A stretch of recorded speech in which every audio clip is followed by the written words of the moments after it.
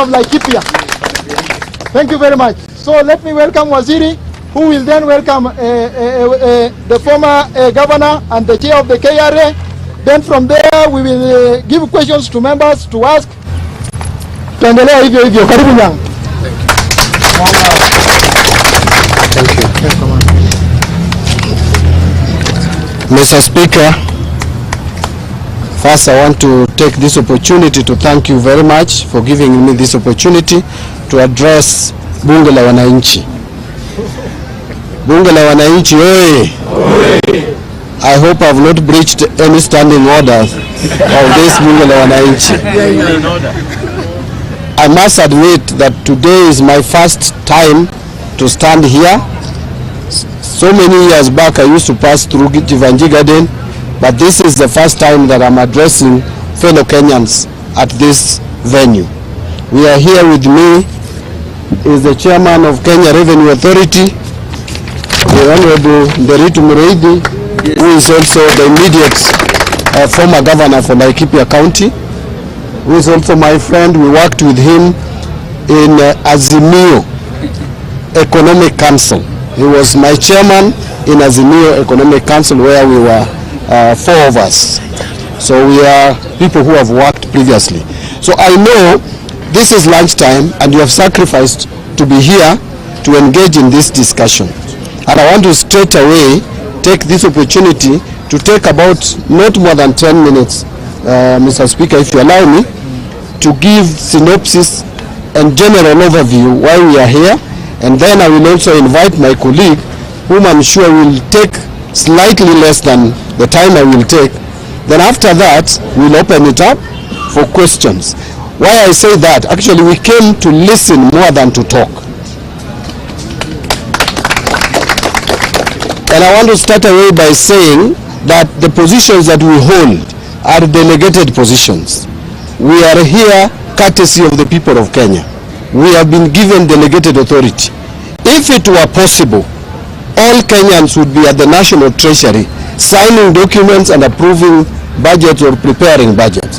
But because it is not possible, a few of us would be privileged enough, courtesy of the people of Kenya, to sit in those offices. When we sit in those offices, therefore, duty calls on us to be accountable to the people of Kenya. Remember last year we went through in this country something we have never experienced before. We almost had a civil unrest in this country. Why? Because there was perception among Kenyans that they were not being listened to, that nobody was prepared to give them a listening ear. We must do things differently. We must learn. We have learned.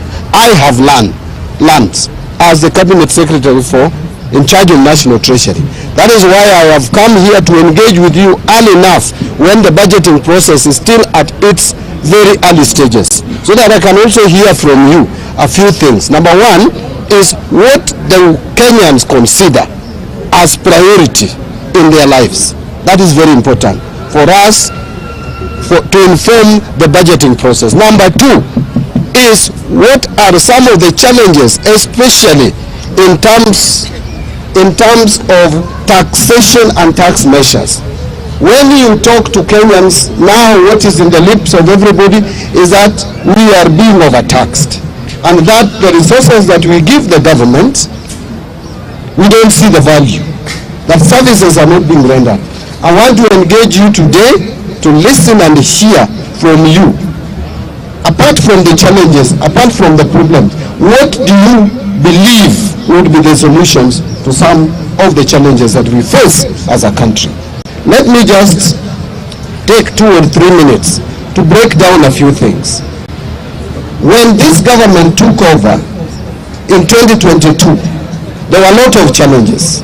One of them, and which is very critical, is the issue of public debts and the debt servicing costs.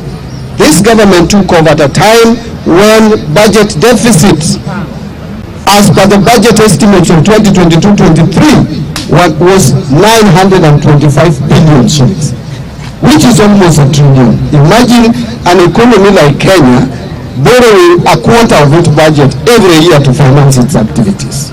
Number two, government took over when already the government was showing signs of defaulting in paying Eurobond. I'm sure you are aware of this, which almost caused economic meltdown in this country. The shilling traded to 160 per dollar because of the signals that were sent to the economy that the government was going to default. And so, and the window had been closed at that time. So that default, even though we avoided it, we must make sure, because going forward, some of you have heard me mention that Kenya, we only have a breathing space between 2034 and 2048. Why do I say so? Because in 2027, there is going to be a Eurobond of 900 million to be paid in May, on May 22nd. That is the deadline. The following year, 2028, in February, 9 months later, we are paying another Eurobond, 1 billion, which was taken so many years back. Then, that is 2028. 2029 is 1.2. Then 2031, we have 1.5. And then 2034, we have another 1.2. So the only time that we don't have Eurobond to repay is between 2034 and 2048. As a country, if we are responsible in managing our finances, we cannot wait until 2027 to be able to retire or pay some of these debts. If we do so, it will send a wrong signal to the economy and we will be back to where we were early last year. Let me mention the second thing. The second thing is, where are we now? Are we doing okay? The answer is no. We are not doing okay, but we are better than yesterday. Why do I say we are better than yesterday? There is this rating that has come out from the Moody's. Some people think Mushane. This is not Mushane. This is factual. But how was this informed? The credit rating is all about the ability of a country to repay its debts. And that can only be assessed from certain parameters, from certain fundamentals.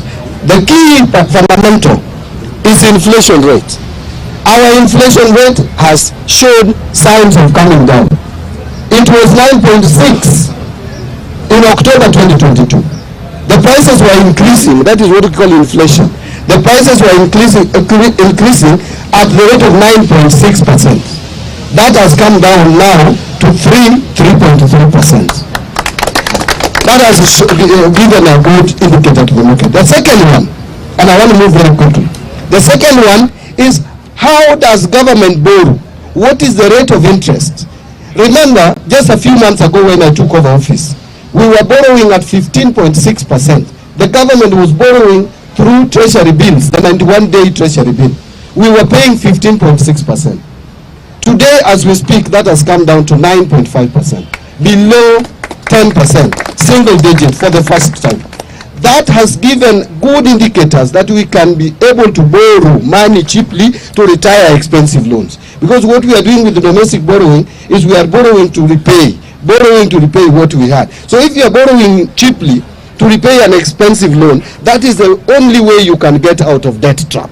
Even at home, if you want to come out of debt, ile fuliza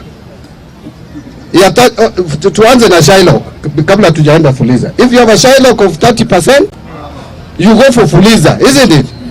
Say fuliza charges you 12%. If you find a friend who can give you the same amount and you only pay 5%, you will borrow that and pay fuliza. That is how domestic borrowing works. Finally, is the issue of foreign exchange. For us to pay loan, external loan, we must pay it in dollars and other hard currencies. So a country must demonstrate